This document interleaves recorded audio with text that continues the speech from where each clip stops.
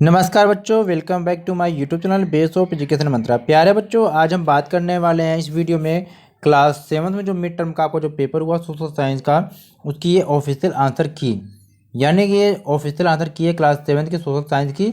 और evening shift का ये पेपर बच्चों है और लेवल 2 के लिए बच्चों के लिए है। ठीक है,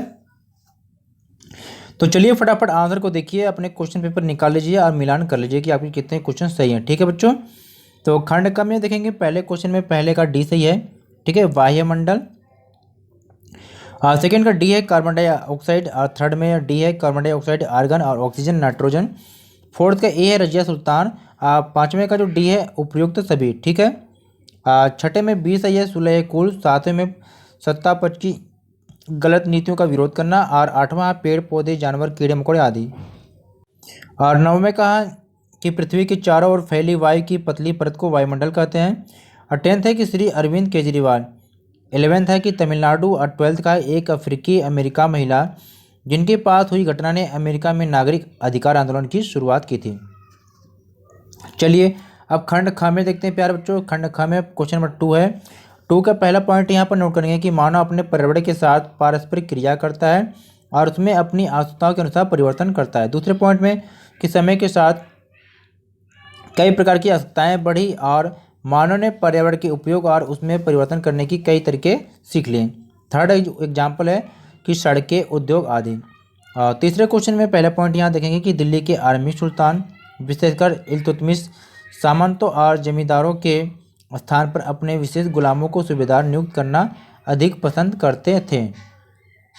दूसरे पॉइंट में लिखेंगे कि इन गुलामों को फारसी में क्या बदंगा कहा जाता है तथा इन्हें सैनिक सेवा के लिए खरीदा जाता था। तीसरा है कि उन्हें राज्य के कुछ बहुत ही महत्वपूर्ण राजनीतिक पदों पर काम करने के लिए बड़ी सावधानी से प्रशिक्षित किया जाता था। चौथा है वे चूंकि पूरी तरह अपने मालिक पर निर्भर होते थे, इसलिए सुल्तान भी विश्वास करके उन पर निर्भर हो सकते थे। ठीक है, और पांचवा पॉइंट है कि कोई अन्य भी पॉइंट होगा तो उसको भी लिख लेंगे।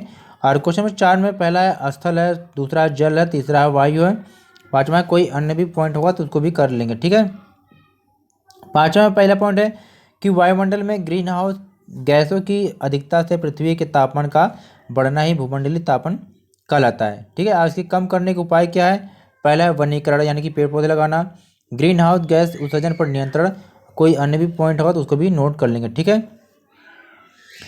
पांचवें में अथवा वाले क्वेश्चन का आंसर जिन बच्चों ने किया वो यहाँ देखेंगे, मानव के सांस लेने में और पशुओं की सांस लेने में, आग जलाने में, और कोई अन्य भी पॉइंट होगा तो उसको भी कर लेंगे। ठीक है, खंड ग में देखते हैं क्वेश्चन नंबर 6 है। 6 में पहला पॉइंट कि त्योहारिक के लेखक, सचिव, प्रशासक, कवि और दरबारियों जैसे सुशिक्षित लोग होते थे जो घटनाओं का वर्णन भी करते थे और शासकों को प्रशासन संबंधी सलाह भी देते थे। सेकेंड में बच्चों की इतिहास के अध्ययन में ये प्राथमिक स्रोत माने जाते हैं। तीसरे पॉइंट में ये देखेंगे इनके द्वारा हमें उस समय की सामाजिक, राजनीतिक और आर्थिक गतिविधियों की जानकारी मिलती है। चौथे में देखेंगे इनके द्वारा हमें उस समय की सांस्कृतिक गतिविधियों की जानकारी भी मिलती है। इसके अलावा कोई अन्य भी पॉइंट होगा तो उसको भी नोट कर लेंगे। और जिन बच्चों ने अथवा वाले क्वेश्चन को किया है उसको में देखेंगे पहले पॉइंट में कि तोमरों और चौहानों के राज्यकाल में ही दिल्ली वाणिज्य का एक महत्वपूर्ण केंद्र बन गया।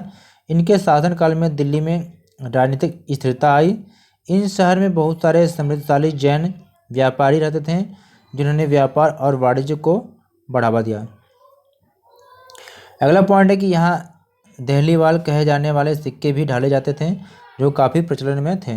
कोई अन्य भी पॉइंट होगा तो कर लेंगे। और सातवें क्वेश्चन का आंसर था बच्चों, इसको आपको अपने अनुसार करना था। ठीक है, अगला पार्ट है खंड घ कि 8वें क्वेश्चन का पहला कि अनुरूप नहीं है, दूसरा है अनुरूप नहीं है, तीसरा भी अनुरूप नहीं है, चौथा क्या अनुरूप है। ठीक है, क्वेश्चन नंबर 9 का है पहला यहाँ पर भेदभाव है, दूसरा वाला भी भेदभाव है, तीसरे में भी भेदभाव है और चौथे में भी भेदभाव है। ठीक है बच्चों, 10 में कह रहा पहले में ए है कि मुगल प्रशासन कमज़ोर हो गया, दूसरे का बी है अकबर, तीसरे का सी है किसानों ने, 11 का पहले का बी है मध्यमंडल, दूसरा है बी मध्यमंडल, तीसरा भी बी है समताप मंडल और वायुमंडल के बीच। अब बच्चों यहाँ पर क्या करना है, अगला खंड है खंड अंग्य, मानचित्र पर आधारित क्वेश्चन है। ठीक है, तो यहाँ पर मानचित्र दिया गया बच्चों। तो इस मानचित्र में आपको क्या फिल करना था यहाँ पर देखेंगे। तो ये मानचित्र आप देख लीजिए। इस मानचित्र के अनुसार आपको मिलान कर लेना, ठीक है।